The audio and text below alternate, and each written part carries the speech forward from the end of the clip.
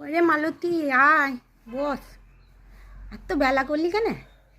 সন্ধে হতে চললো, কখন দুটো গল্প করব মনের দুঃখের সুখের। চাত, সন্ধেবেলায় এলো। কি করছিলি? কি কাজ করছিলি? ও, আর বউ কি করছিল? পড়ছিল? পড়াশোনা করছে? কেন রে?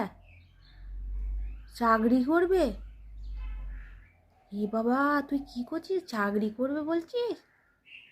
আমাদের তো আমি ভাবলাম তাই দেরি করছে কেন। তা চাকরি করবে, তা একটা কথা বলবো, কিছু মনে করবি না তা? চাকরি বাকরি করতে দিস না। তুই বলছিস বলে কিনা আমি বলছি বাবা, নাহলে বাবা আবার উনি বলবি যে তুই আবার কত কথা বলছিস আমার বইয়েরকে নিয়ে। বলছি, বলবো, বলছি যে চাকরি করতে দিস না, মাথায় উঠে না আসবে রে। তোর ছেলে কত দূর পড়াশোনা করছে? বউ তার থেকেও বেশি? তাহলে বোঝ, তাহলে মাথায় উঠে না আসবে, কথাই শুনবে না। কাজ তো সারা জীবন কাজ করে মরে যেতে হবে, আর বউ চলে যাবে কাজে, অফিসে। অফিসে যাবে, অফিস থেকে আসবে, এসে কাজ করবে, দেখবি কিচ্ছু করবি নি, সব দিয়ে করাবি।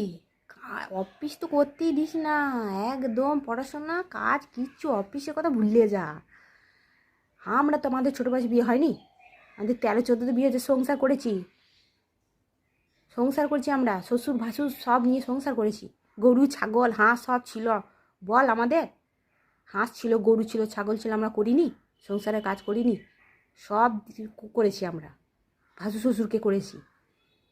তাই বললি তোর বউ কুত্তা যাচ্ছে ব্যাগ নিয়ে? তা আমি তো তখন অত বুঝিনি, করতে দিস না, মাথায় উঠে নাচবে। আমার কথা শোন, একদম বন্ধ করে দে সব। তো ছেলের মাথায় উঠে নাচবে, এত ছেলে তো এখন থেকেই দেখছি বাবা। দিয়ে আসছে, নিয়ে আসছে, কোথাও একটা যাচ্ছে, আমি তো জানি না যে পড়াশোনা করছে। হুম, দেখবি মাথায় উঠে নাচবে। তো ছেলেটা বাবু উঠে আর বসছে, তোর বইয়ের কথা আমি সবই শুনেছি আশেপাশে।